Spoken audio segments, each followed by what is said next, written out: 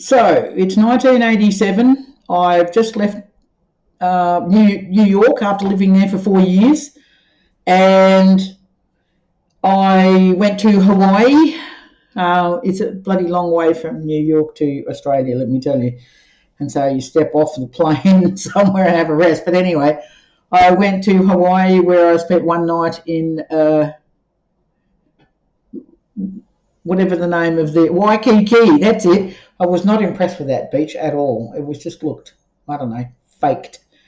And so I spent one night there, and then I got on a plane and went to Maui, where I had a completely wonderful time. I was there for about a week, and so because there's no public transport or anything on Maui, I had to talk my way into renting a scooter so that I could get around the place.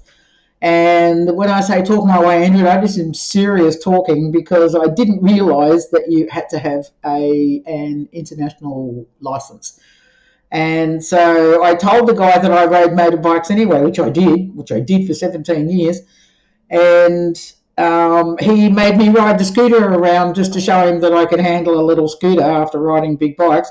And he let me rent it. So off I went. And I actually had dreadlocks at the time. And did I? No, that's right. I had them cut off when I was in New York. That's right. But when I was coming home, that's right. I'd had them cut off. Yeah, I had them cut off when I was in New York. I had dreadlocks for sure, all the way down to my waist. But while I was living in New York, I had them cut off. But I still had the crocheted hats that I'd made in the red, black, and gold. And I really liked them. They were really comfortable.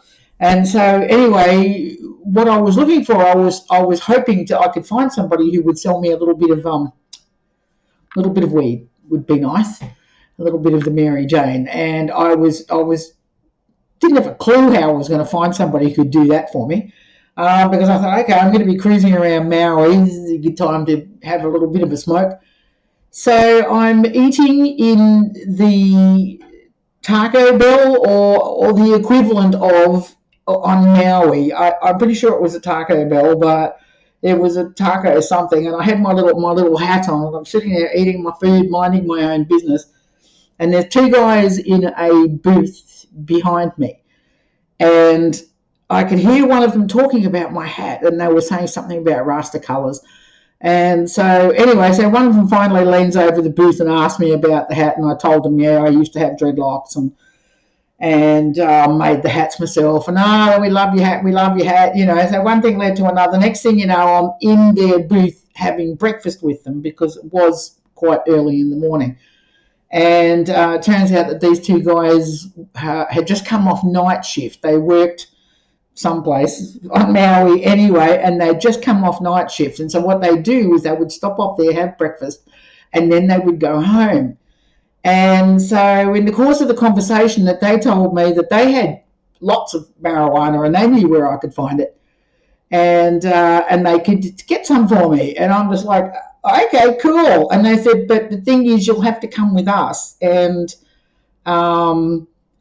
you'll have to come with us to, some strange place. And I'm just like, and I've been talking to them for about an hour at this point, and I figured out that they more than likely weren't serial killers, but, I was like, okay. The one thing about traveling that I found all the time is you have to trust your instincts. Your instincts are very rarely wrong. Sometimes you wind up doing really stupid shit like I wound up doing, and it turned out okay. Or sometimes you ignore your feelings and you wind up in some serious shit, man, because you didn't listen to yourself. But anyway, this little voice in my head was telling me it'd be really nice to get some smoke, and it'd probably be all right. So the way it worked out was that I had the scooter that I'd rented, and they had a Jeep. Just an open Jeep. And so they said to me, look, what we can do, instead of you following us putting down the road, we can put your scooter into the back of the Jeep, and then we can, do that. And I'm like, yeah, cool, let's do that, mate. So they put the scooter in the back of the Jeep, and off the three of us went, and we're heading up this highway, and there's nothing on one side except like forest, jungle. Well, I don't know what the hell it was. I keep thinking pine trees, but it couldn't have been pine trees because it was Maui. But anyway, um, so we're cruising along. Next thing you know, there's just nothing but trees and road. I'm out there with these two guys. So anyway, he finally pulls over to the left and down this tiny little track, and he pulls up, and there was a house off in the bush, and I thought that's where we were going. But he pulled up the machine and pulled up his car and said, "Okay, look, we'll take your scooter out here and we'll hide it in the bushes there." And I'm thinking, okay, I'm about to get serial killed. They're hiding my scooter and asking me if it's all right. We're going to do something horrible to you. But I was like, yeah, okay, well, no worries. Let's do that. So the scooter comes out of the back of the thing, and they hide it in the bushes where, unless you were looking for it, you would never have known it was there. And so then we turned left again down this little track, and there's just nothing but jungle on either side. And it was a little track. And so then suddenly we pull up in front of this driveway, and there's a house up there, and one of the guys gets out. That's where he lived. He said, I've got to go see the wife and kids, and, nice meeting you and all this kind of stuff. And I'm just like, yeah, okay, cool. So there's me and the other guy, and we're heading down the road. And this track's just getting narrower and narrower and narrower and narrower until there was nothing. Just there was jungle like pressed up against the goddamn car. And I'm just thinking, okay, just breathe. It's going to be okay. You're out in the middle of nowhere with some strange man, and he still seems really nice, but, And so anyway, it finally comes to the end of this track. I mean, literally, there was nowhere else to go. We pulled up and there was space on either side. It sort of opened up into a small space where there was sort of room around the car where you could walk around it if you had to. But then there was off to the side, so he pulls up and he's like, right, we're here. And I'm like, where the hell is here? We're in the middle of the jungle in Maui, and he's saying we're here. And I'm like, okay, well, see, tell me where here is and show me where we're going. So he turned to the right, and there was like this little tunnel through the bushes, through the jungle. I mean, it was thick, thick jungle. It's Maui, it's rainforest, So anyway, there's like this tunnel, and you had to bend down and sort of waddle through it. You didn't have to get on your knees or anything, but you sort of had to duck down a bit and waddle through this thing.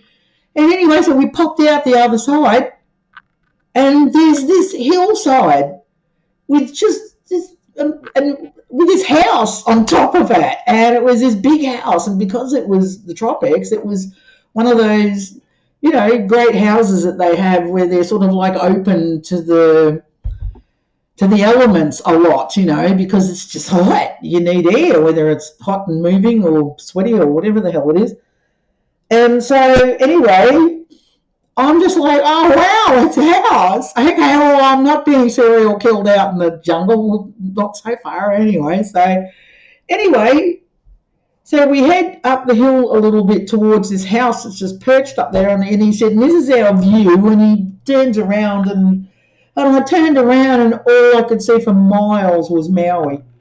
It was just amazing. I could just see for kilometres and kilometres and kilometres, and then the ocean all the way over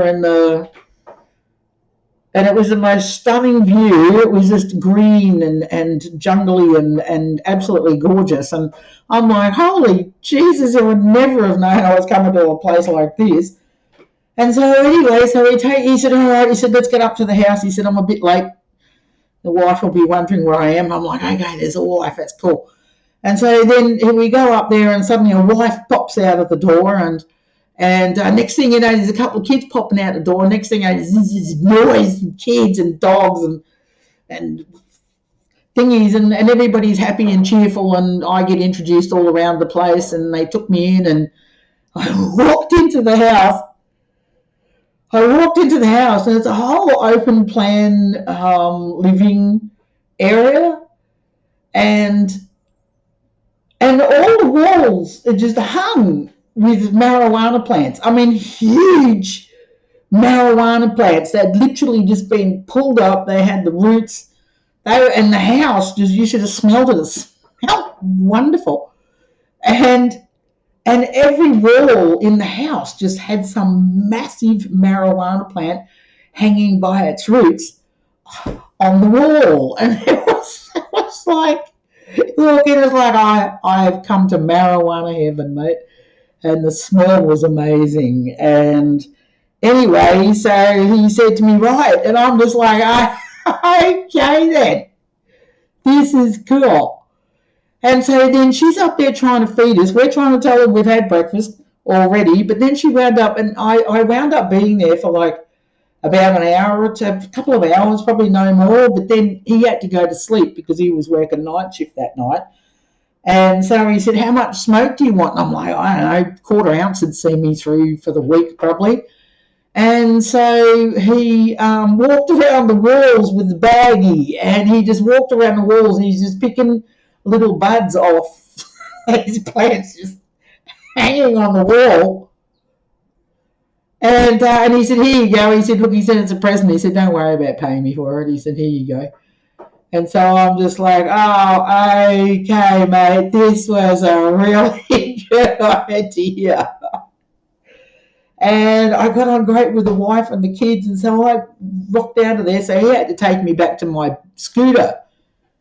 So we went back out, goodbyes everywhere, and photos of the view and all that kind of stuff. And I was extraordinarily stoned anyway because we were smoking joints with the bits of stuff that we were eating and everything. So I left there completely stoned, thinking, how the hell am I going to drive my scooter without killing myself, you know? So consequently, he wound up driving me back to the scooter, dropped me off, and turned around and went home again. And I'm like, wow, man, I did all of that. This is a great story. This is awesome.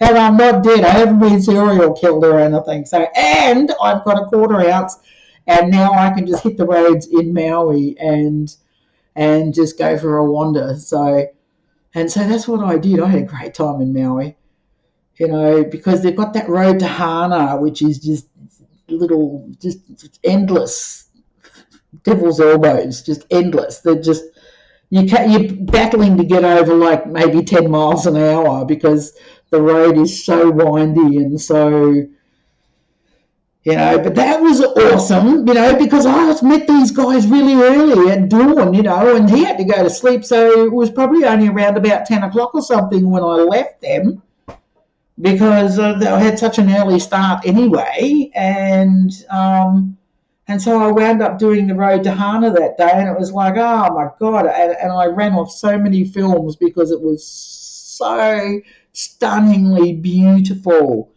Nearly every corner in the road, there was a new view. There was just, oh, wow, look at that, stop the scooter. So it took me hours to get to Hana because I was very stoned, and I'm like, oh, pretty, I want to take photos. Look, wow, you know. And then I wound up getting to the end somewhere and walking down cliff faces and I remember some giant walking through some like little tunnel of rock and popping out the other side, and what there was like this massive wall of rock that just went out into the water, and when you look at one side, it was crystal clear, deep, and crystal clear and still. And yet when you looked at the other side of the rock wall, same piece of water, this big rock wall out in the middle of it, and when you looked at the other side, it was brown and crashing waves and thundering up against rocks and stuff like that. I'm just like, how the hell? And when you're really stoned, that's like, wow, look, that looks like that. Wow, look how still that is. And I wound up going swimming in the really still part. It was incredible. That was the one thing, you know, about, you know, tropical islands and stuff, is that beautiful blue water that you just want to immerse yourself in because it feels so beautiful. But that was one hell of an experience. It was. They were. I wouldn't have a clue what their names were. I just remember that day. He's not going to remember that, right? And it was a damn good experience. All right. Okay. More next time.